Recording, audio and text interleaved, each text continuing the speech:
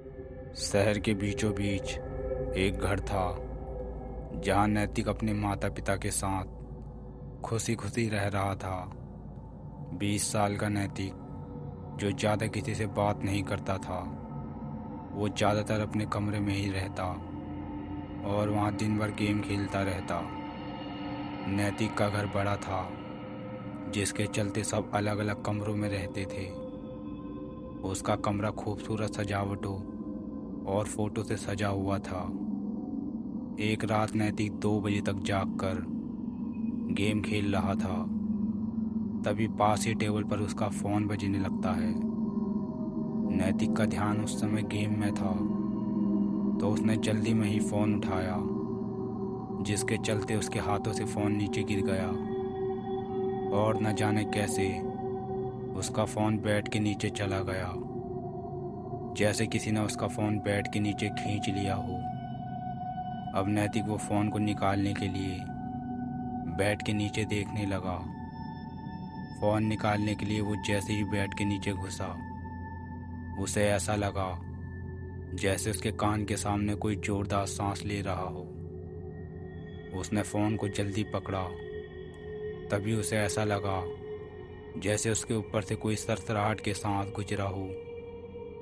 वो बेड के नीचे से निकलने की कोशिश कर रहा था, लेकिन वो उस जगह पर जम जैसा गया।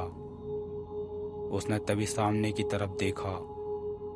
उसके सामने एक भयानक काला साया, जिसकी हल्की भयानक आवाज़ उसके कानों में पड़ रही थी।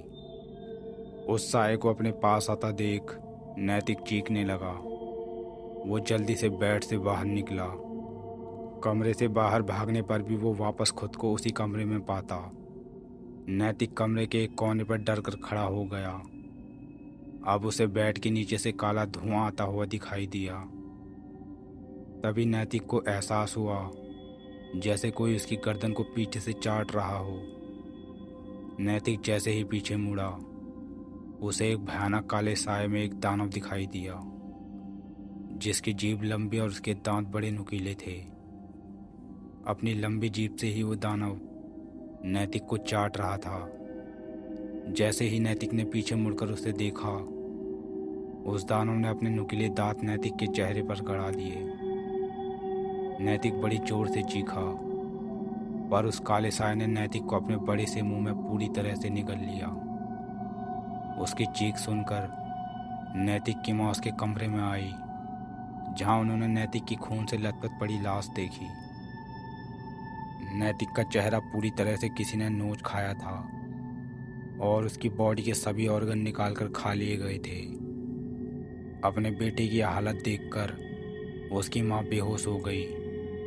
अब कुछ दिन बीत गए थे और नैतिक के माता पिता ने वो घर छोड़ दिया था, लेकिन नैतिक के पिता को जानना था कि उनके बेटे की हालत किसने की होगी। उस घर में पहले एक परिवार रहा करता था, जिससे मिलने नैतिक के पिता उनके घर पहुंच गए। पूछने पर उस घर में रहने वाले परिवार ने एक दिल दहला देने वाली कहानी बताई। जब वो परिवार कुछ समय पहले उस घर में रहने के लिए आया, तो उनकी एक 15 साल की लड़की थी, जो नैतिक वाले कमरे में रहती थी।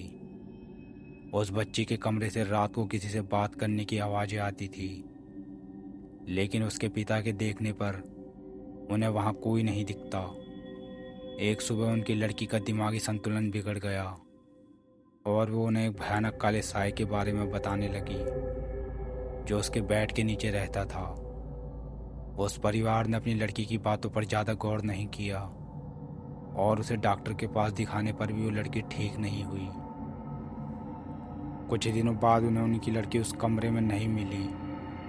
ठीक से देखने पर बेड के नीचे उन्हें अपनी लड़की की लाश आधी खाई हुई मिली, जिसे वहां निकालने के बाद एक काला धुआं उस बेड के नीचे से निकला। उस लड़की के पिता ने बताया वो अंधेरे वाला शैतान था,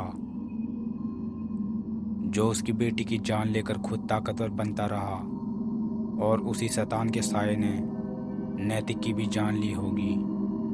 यह सुनकर नैतिक के माता पिता दुखी हो गए और कभी उस घर में दोबारा रहने के लिए नहीं गए।